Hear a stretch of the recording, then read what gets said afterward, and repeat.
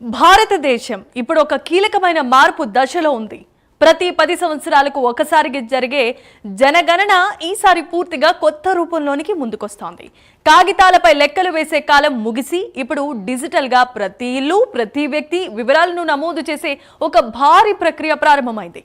లక్షలాది ఎన్యూమరేటర్లు, కోట్లాది ఇళ్లు ఆన్లైన్లో స్వయంగా వివరాలను నమోదు చేసుకునే అవకాశం. ఇవన్నీ కలిసి ఈ గణనను ఇప్పటి వరకు ఎప్పుడూ చూడని స్థాయికి తీసుకెళ్లబోతున్నాయి. అయితే ఇది కేవలం అభివృద్ధికి సంకేతమేనా, లేక కొత్త సందేహాలకు తెరలేపే ప్రక్రియనా? ముఖ్యంగా కులాల గణన, వ్యక్తిగత సమాచార సేకరణ, డేటా భద్రత వంటి అంశాలు ఇప్పుడు చర్చకు దారితీస్తున్నాయి.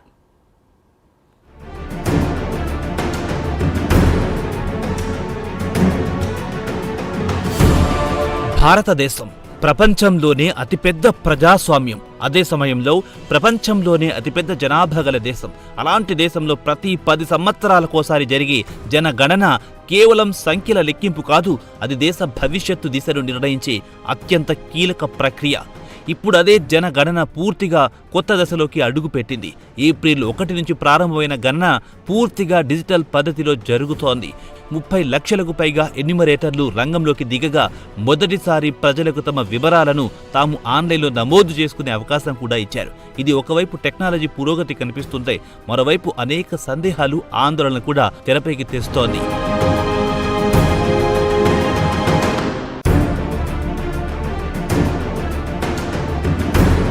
ఇక ఈ ప్రక్రియ మొదటి దశలో ఇళ్ల వివరాలు, గృహ పరిస్థితులపై దృష్టి సారించారు. ఇల్లు ఎలా ఉంది, గోడలు ఏ పదార్థంతో నిర్మించబడ్డాయి, విద్యుత్, తాగునీరు వంటి ప్రాథమిక సదుపాయాలున్నాయా, మొబైల్ ఫోన్, వాహనం వంటి ఆస్తులున్నాయా, ఇలా మొత్తం 33 అంశాలపై సమాచారం సేకరిస్తున్నారు. అంతేకాదు ప్రతి భవనాన్ని జియో ట్యాగ్ చేస్తూ దేశవ్యాప్తంగా ఖచ్చితమైన భౌగోళిక మ్యాపింగ్ చేయాలని లక్ష్యంగా పెట్టుకున్నారు. ఇది ప్రభుత్వానికి ప్రణాళికలు రూపొందించడంలో కీలకంగా ఉపయోగపడుతుందని చెబుతున్నారు. వచ్చే ఏడాది ప్రారంభంలో రెండో దశలో జనాభా, వయస్సు, విద్య, ఉపాధి, వలసలు, జననాలపై మరింత సున్నితమైన డేటాను సేకరించనున్నారు.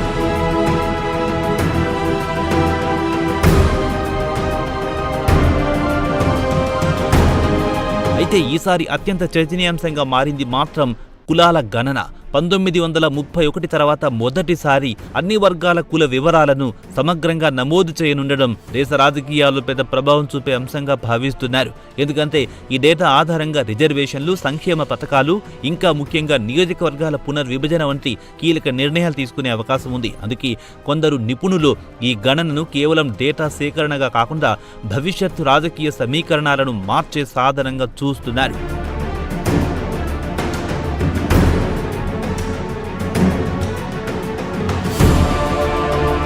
ఇక మరోవైపు డిజిటల్ గణన పద్ధతి అయిన ఇట్ సెల్ఫ్ పెద్ద చర్చకు దారి తీస్తోంది. ఇప్పటి వరకు కాగితంపై నమోదయ్యే డేటా ఇప్పుడు నేరుగా కేంద్ర సర్వర్లోకి చేరుతుంది. ఇది వేగాన్ని పెంచుతుందనడంలో సందేహం లేదు. కానీ అదే సమయంలో ప్రమాదాల పరిమాణాన్ని కూడా పెంచుతుందని నిపుణులు హెచ్చరిస్తున్నారు. ఒకప్పుడు ఒక ప్రాంతంలో జరిగిన తప్పు అక్కడికే పరిమితమయ్యేది. కానీ ఇప్పుడు ఒక చిన్న లోపం కూడా దేశవ్యాప్తంగా ప్రభావం చూపే అవకాశం ఉంది. ముఖ్యంగా కులం, మతం, ఆర్థిక స్థితి వంటి అత్యంత సున్నితమైన సమాచారాన్ని డిజిటల్గా సేకరించడం వల్ల గోప్యతపై ప్రశ్నలు తలెత్తుతున్నాయి.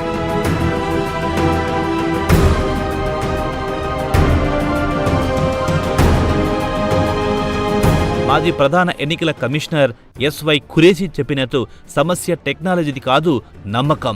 ఈ గణనపై ప్రజల్లో విశ్వాసం ఎంత ఉందనేదే అసలు ప్రశ్న. ఎందుకంటే ఈ డేటా ఆధారంగా తీసుకునే నిర్ణయాలు దేశ రాజకీయ భవిష్యత్తును ప్రభావితం చేస్తాయి. ముఖ్యంగా డీలిమిటేషన్ అంటే నియోజకవర్గాల పునర్విభజన ప్రక్రియ ఈ గణనలో కీలక పాత్ర పోషించనుంది.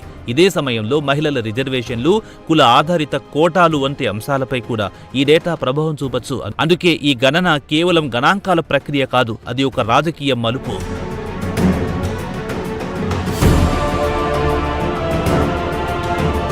డిజిటల్ వ్యవస్థలో మరో పెద్ద సవాల్ ప్రజల సిద్ధత. ముఖ్యంగా గ్రామీణ ప్రాంతాల్లో ఉన్న ప్రజలకు ఆన్లైన్ ప్రక్రియ అంత సులభం కాదు.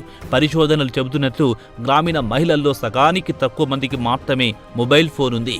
అందులో కూడా చాలా తక్కువ మందికి ఆన్లైన్ సేవలను ఉపయోగించే పరిజ్ఞానం ఉంది. ఈ పరిస్థితుల్లో సెల్ఫ్ ఎన్యూమరేషన్ ఎంతవరకు సాధ్యమవుతుందన్నది పెద్ద ప్రశ్న. ఇదే సమయంలో మధ్యవర్తులు రంగంలోకి వచ్చే ప్రమాదం కూడా ఉందని నిపుణులు హెచ్చరిస్తున్నారు. గతంలో ఇతర పథకాలలో చూసినట్టే కొందరు డబ్బులు తీసుకుని వివరాలు నమోదు చేసే ప్రయత్నాలు చేస్తే దానివల్ల మోసాలు జరిగే అవకాశం ఉంది.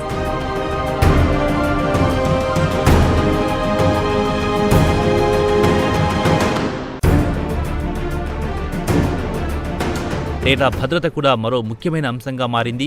ఈ గణనలో సేకరించే సమాచారం అత్యంత వ్యక్తిగతమైనది. కులం, మతం, ఆర్థిక పరిస్థితి, వలసలు ఇవన్నీ ఒక వ్యక్తి జీవితానికి సంబంధించిన కీలక అంశాలు.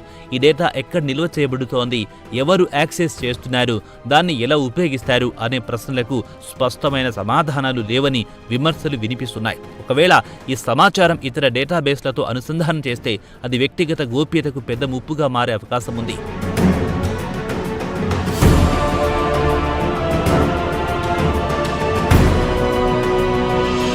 ఇక సమయపరమైన అంశం కూడా అనుమానాలకు తావిస్తోంది. 2021లో జరగాల్సిన జనగణన కరోనా కారణంగా వాయిదా పడింది. ఇప్పుడు ఫలితాలను 2027 నాటికి సిద్ధం చేయాలని ప్రభుత్వం లక్ష్యంగా పెట్టుకుంది. అయితే ఈ టైం లైన్ వెనుకున్న కారణాలు పూర్తిగా స్పష్టంగా లేవని కొందరు విశ్లేషకులు అంటున్నారు. ముఖ్యంగా ఈ డేటా ఆధారంగా జరిగే డీలిమిటేషన్ ప్రక్రియ ఎప్పుడు జరుగుతుందన్నదే కీలకం. ఎందుకంటే అది దేశ రాజకీయ సమీకరణాలను పూర్తిగా మార్చే సామర్థ్యం కలిగి ఉంది.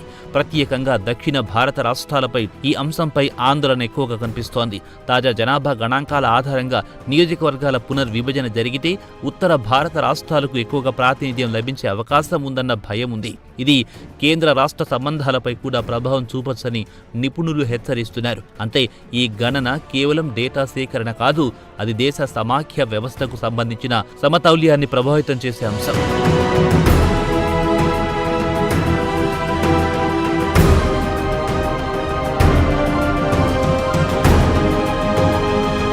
అయితే ఈ గణనను పూర్తిగా ప్రతికూలంగా చూడలేమని మరికొందరు అభిప్రాయపడుతున్నారు.